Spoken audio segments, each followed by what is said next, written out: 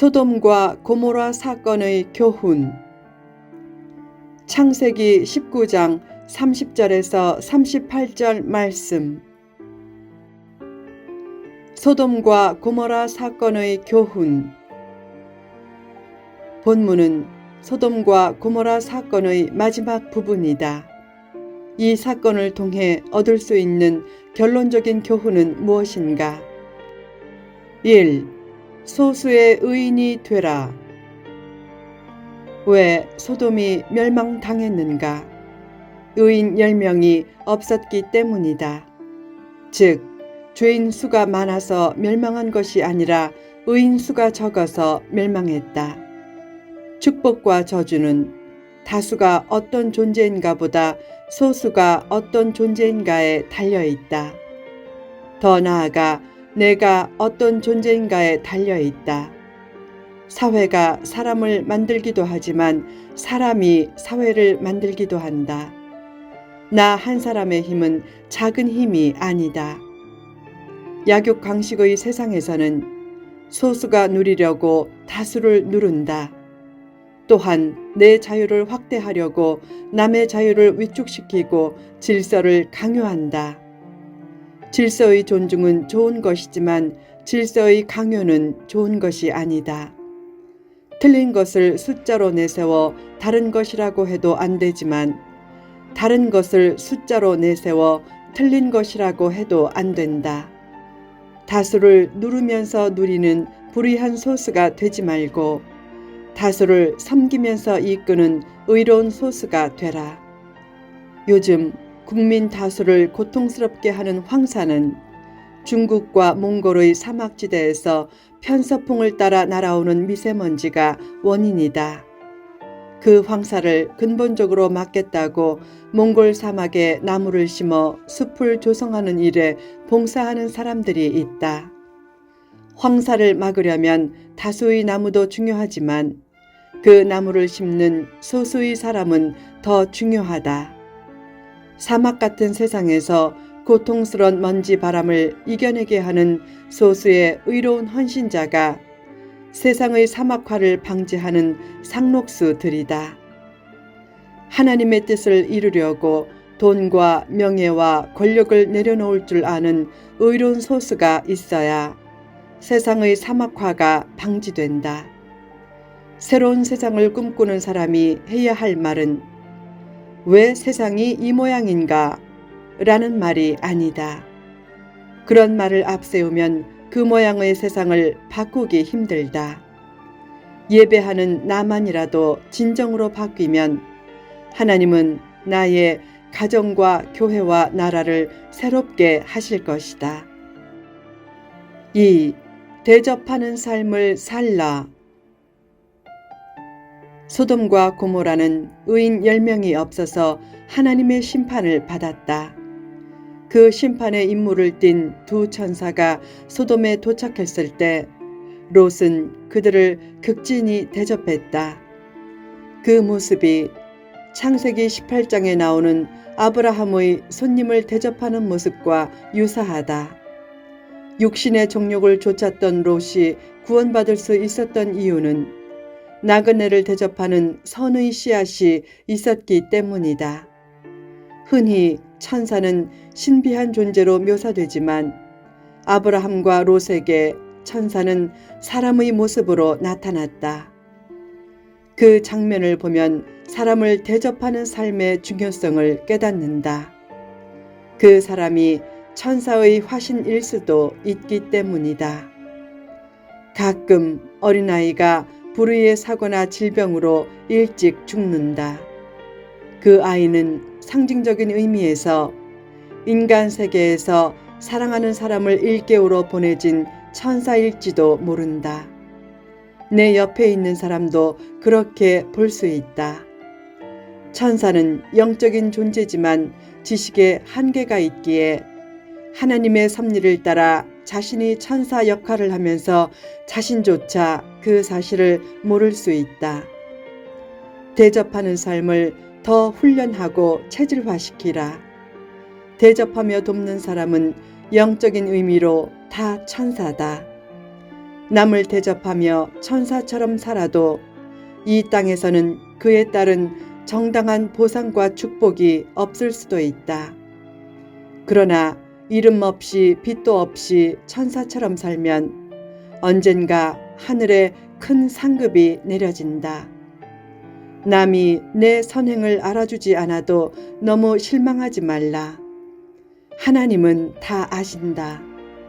늘 천사의 화신처럼 가정과 교회와 사회에서 힘써 돕고 대접하는 삶을 살라.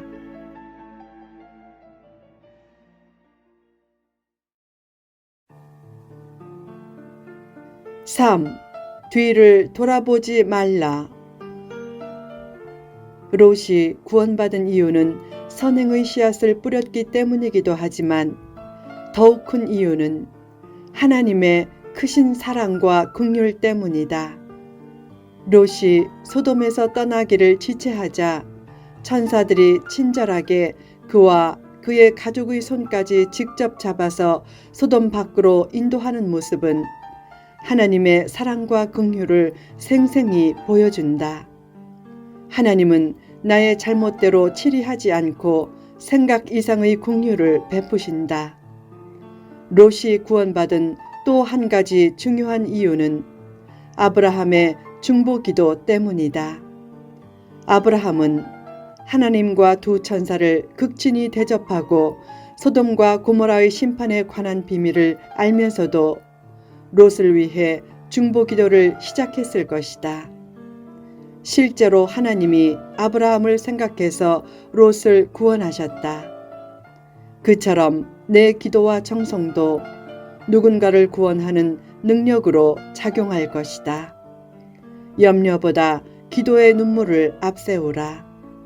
눈물의 자녀는 망하지 않고 눈물로 닦인 인생은 무너지지 않는다. 롯의 사위가 될 사람들은 소돔과 고모라의 멸망 소식을 듣고 그 말을 농담으로 여겨 같이 심판당했다. 이 장면은 심판에 관한 말씀을 가볍게 듣는 현대 성도들의 모습을 떠올리게 한다. 또한 롯의 아내는 뒤를 돌아보아서 구원받지 못하고 소금 기둥이 되었다. 왜 뒤를 돌아보았는가? 소돔과 고모라에 둔 재산과 화려함에 대한 미련 때문이었을 것이다. 뒤를 돌아보지 말고 뒤의 것을 잘 잊어버리라. 과거의 실패와 한과 상처와 수치도 다 잊어버리라. 잘했던 일도 잘 잊어야 교만해지지 않고 못했던 일도 잘 잊어야 희망찬 내일이 펼쳐진다. 쟁기를 잡고 뒤를 돌아보면 하나님 나라에 합당치 않다. 과거와 현재보다는 찬란한 꿈과 비전을 가지고 보다 나은 내일을 향해 달려가라. 가끔 내가 성공할 수 있을까? 비전을 이룰 수 있을까? 하고 회의가 들어도 포기하지 말고 희망을 가지고 나아가라. 4. 물질주의를 버리라. 소돔에서 떠나 소알성으로 들어간 후 롯은 지난 세월을 회상하며 모든 불행이 하나님의 뜻을 외면하고 물질과 외형을 따라 소돔을 선택한 것이 비극의 원인임을 깨달았을 것이다.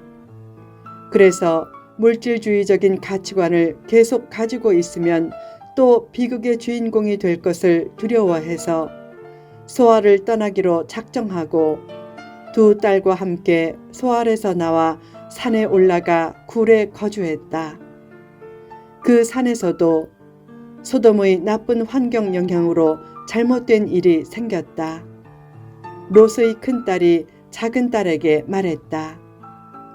이제 우리 아버지는 늙으셨고 이 땅에는 세상의 도리를 쫓아 우리의 배필될 사람이 없으니까 아버지께 술을 마시게 하고 동침해서 인종을 전하자.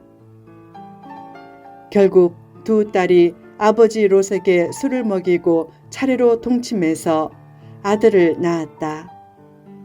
큰딸은 아들 이름을 모압이라 지어 그가 모압 족속의 조상이 되었고 작은 딸은 아들 이름을 베남미라 지어 그가 암몬 족속의 조상이 되었다. 정신이 든 롯이 딸들과 동침한 사실을 알았을 때 죽고 싶었을 것이다. 처음에 그가 삼촌인 아브라함과 함께 고향을 떠날 때는 하나님만을 섬기겠다는 각오가 대단했겠지만 그의 삶의 결말은 비극적이었다. 그런 비극의 최종 책임은 결국 본인에게 있다. 롯이 소돔에 들어가 받은 나쁜 영향을 자녀들도 받은 것이다. 부모의 현재 모습은 자녀의 미래 모습이다.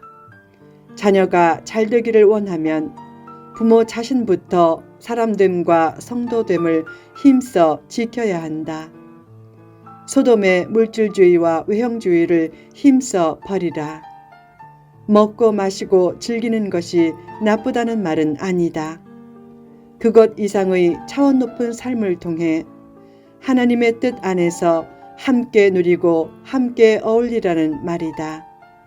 성도가 영과 진리로 예배하며 살아도 세속주의의 유혹은 계속된다. 그 유혹을 말씀과 기도로 잘 물리쳐서 롯의 길이 아닌 아브라함의 길을 따름으로 하나님이 예비하신 복을 얻어 누리라.